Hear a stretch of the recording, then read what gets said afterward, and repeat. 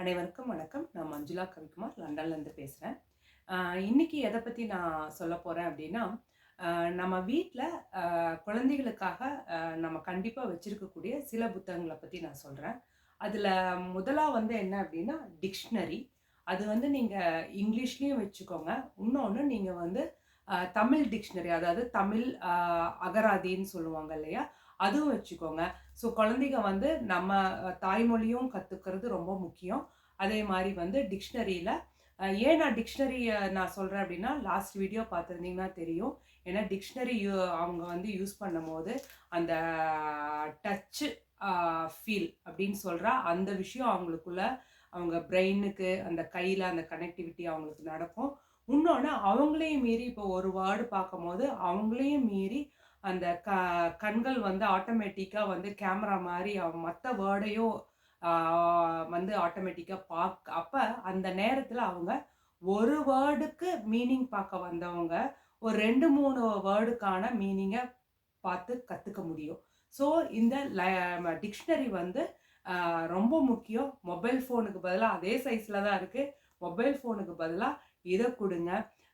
கொடுத்து ஒரு எக்ஸசைஸ் மாதிரி நீங்கள் இதுக்கு ஒரு புக்கு நோட்டு வச்சுட்டு ஓகே ரேண்டமாக ஒரு பேஜ் ஒரு ப்ளே மாதிரி கூட நீங்கள் விளையாடலாம். இப்போ வந்து ஓகே நீ ஒரு பேஜ் சொல்லு அப்படின்னு சொல்லிட்டு நம்ம வந்து ஓகே குழந்தை வந்து 22 அப்படின்னு ஒரு பேஜ் சொல்லுது அப்படின்னா, இப்போ சப்போஸ் 22ங்கிற பேஜில் ரேண்டமாக எடுத்துட்டு ஓகே நீ கண்ணை மூடிக்கோ, உன்னுடைய பென்சில் வச்சு ஏதாவது ஒரு வேர்டை டச் பண்ணு அப்படின்னு சொல்லலாம். அப்போ அந்த குழந்தை டச் பண்ண ஓகே ஓப்பன் யுவர் ஐஸ் அப்படின்னு சொல்லிட்டு நீங்கள் வந்து என்ன கேட்கலாம் அந்த குழந்தைகிட்ட, ஓகே அந்த வார்த்தை என்னென்னு படி, அதுக்கு என்ன மீனிங்கு, அதுக்கு வந்து ஆப்போசிட் வேர்டு என்ன அப்படிங்கிறது அந்த குழந்தைகிட்ட கேட்கலாம். அந்த குழந்தைக்கு நீங்கள் சொல்லி கொடுக்கலாம். இதெல்லாம் வந்து ப்ரைமரி லெவலில் வந்து நல்லா வந்து நீங்கள் வந்து ப்ராக்டிஸ் பண்ணீங்க அப்படின்னா அவங்களுடைய ரைட்டிங் ஸ்கில், அதாவது இங்கிலீஷில் மட்டும் இல்லை, மற்றபடி வந்து ஏன்னா இப்போ இருக்கிற நம்ம ஊரில் நிறைய குழந்தைங்க வந்து இந்த மாதிரி state board English medium, matriculation, CBSE இந்த மாதிரி நிறையா இதில் வந்து இங்கிலீஷில் தான் மேக்ஸிமம், அதாவது maths science apart from Tamil medium maths science history எல்லாமே அந்த லாங்குவேஜ் இங்கிலீஷில் தான் படிக்கிறாங்க. ஸோ அப்போ ஒரு மேக்ஸ் பண்ணுறாங்க அப்படின்னா அந்த ஒரு வேர்ட் ப்ராப்ளம் கொடுக்கும்போது அதை வந்து அண்டர்ஸ்டாண்ட் பண்ணுறதுக்கு இந்த லாங்குவேஜ் வந்து அவங்களுக்கு ஹெல்ப் பண்ணும். அதுக்காக தான் இந்த ரீடிங் வந்து இங்கிலீஷ்க்கு மட்டும் இல்லாமல் அவங்களுடைய வந்து கம்யூனிகேஷன் ஸ்கில் மட்டும் டெவலப் பண்ணாமல் மற்ற லாங்குவேஜ்லேயும் இன்டெப்த்தாக அதனுடைய மீனிங் என்ன அப்படிங்கிறத தெரிஞ்சுக்கிறதுக்கு வந்து ஒரு பெரிய வாய்ப்பாக இருக்கும். இதை நான் ஏன் சொல்கிறேன் அப்படின்னா, என் ஹஸ்பண்ட் அடிக்கடி சொல்லுவார், தமிழ் மீடியத்தில் படிக்கிற குழந்தைகளுக்கு இருக்கிற நாலேஜ், அதாவது ஒரு டெப்த்தாக இருக்கிற நாலேஜ் இங்கிலீஷ் மீடியம் வந்து படிக்கிற குழந்தைகளுக்கு வந்து கம்மியாக இருக்கிற மாதிரி அவர் ஃபீல் பண்ணுறார் அப்படின்னு சொல்லுவார். அப்படி சொல்லும் போது வந்து அது எனக்கு அப்போ அவ்வளோக்கா புரியலை.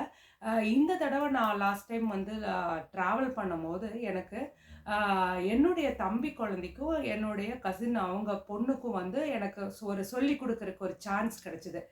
நான் அவங்க வீட்டுக்கெல்லாம் போகும்போது அப்போ என்னோட தம்பி குழந்தை வந்து காலையிலேருந்து ஒரே சோகமாகவே இருந்தால் நான் கேட்டேன், ஏமா என்ன அப்படின்னு சொல்லி கேட்கும்போது, இல்லை எனக்கு சயின்ஸ் டெஸ்ட் மண்டே இருக்குது, அதை பார்த்தாவே பயமாக இருக்குது, அது பெரிய பேராகிராஃபு, அதனால ஒரே கவலையாக இருக்குது அப்படின்னு சொன்னான்.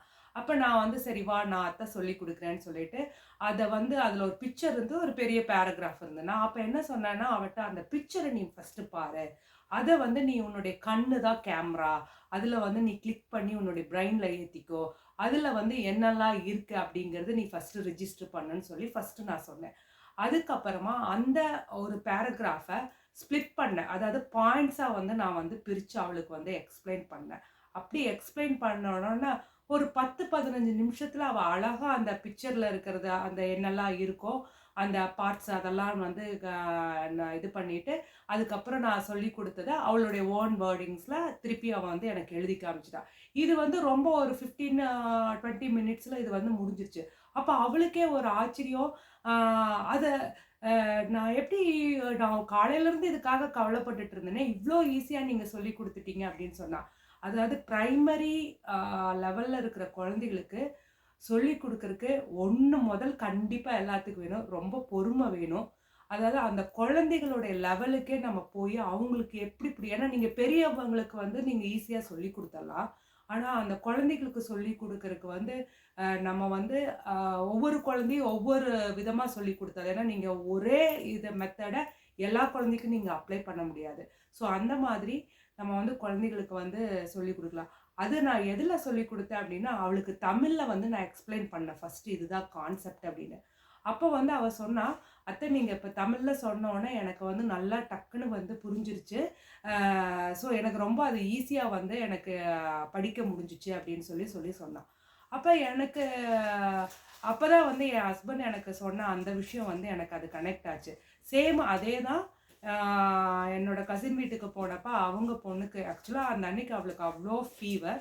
அதுலேயும் வந்து அவள் எனக்கு வந்து மேக்ஸ் சொல்லி கொடுங்கன்னு சொன்னான்.